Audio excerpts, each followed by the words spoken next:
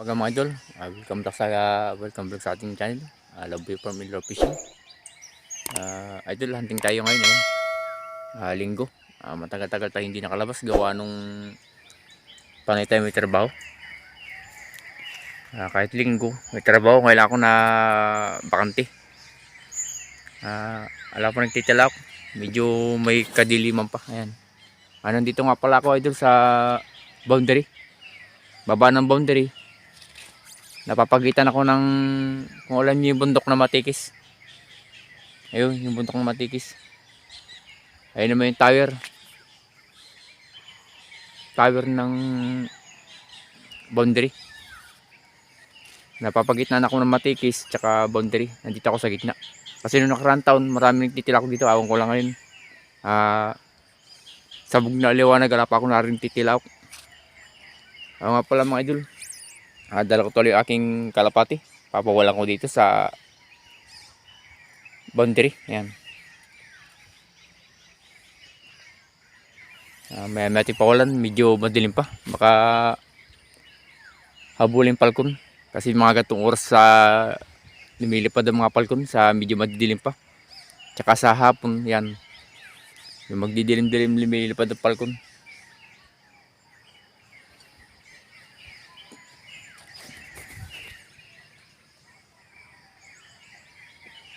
Wala pa nagtitilaw ka.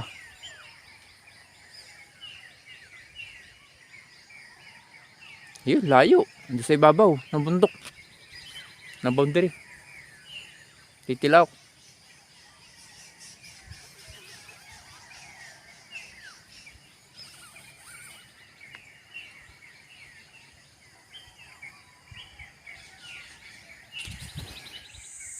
Ayan mga idol, medyo maliwanag na. At ala pa rin nagtitilaw.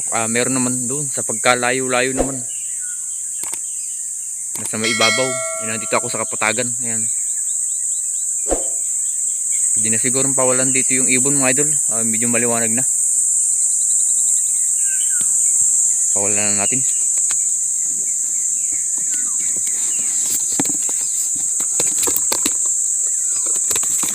Ayan. Lipad. Lipad na. Lipad. Lipad. Ano nangyari sa'yo? Nagdapo ka pa.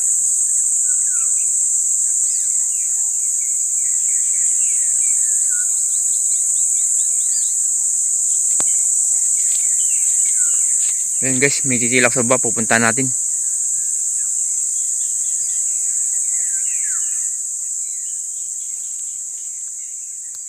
Okay.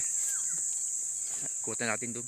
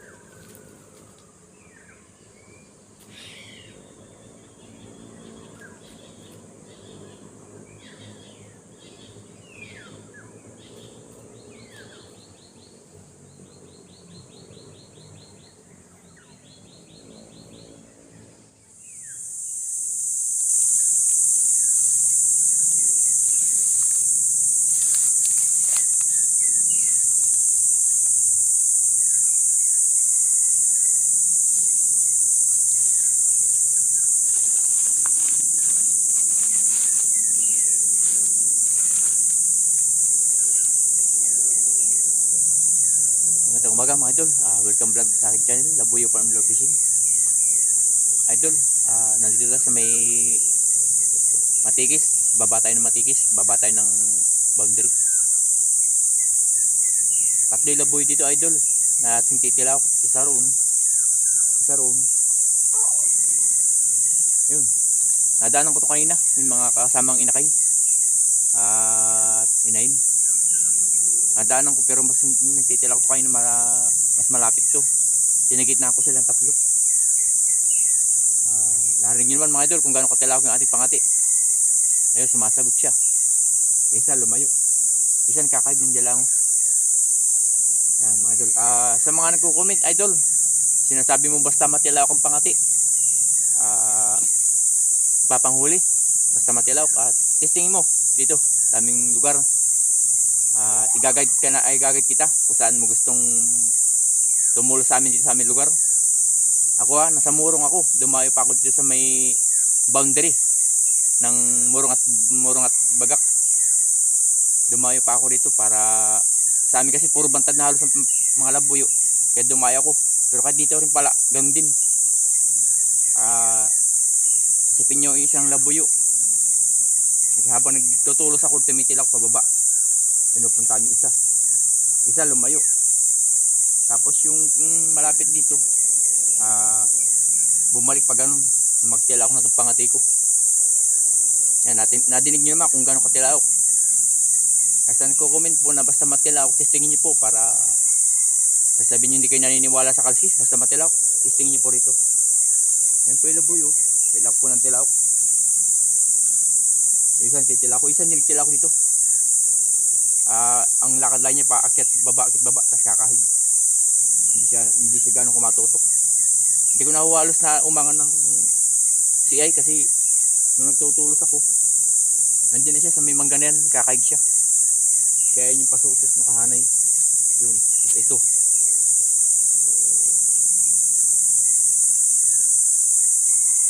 Yun, sagot. Sa mga nagpapa-shoutout nga pala sa inyong lahat, maraming salamat po sa inyo lahat at mga subscriber ko. Maraming salamat po sa inyo lahat. Sa mga nakakapanood po at sa mga hindi pa nakakakilala sa channel, please subscribe to my channel. Share, like, and comment po. Yan.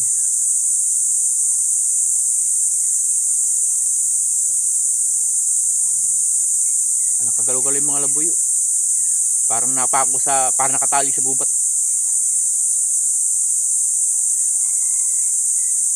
Yun. Palayo na. Nandito lang kanina, no? Palayo na siya rin.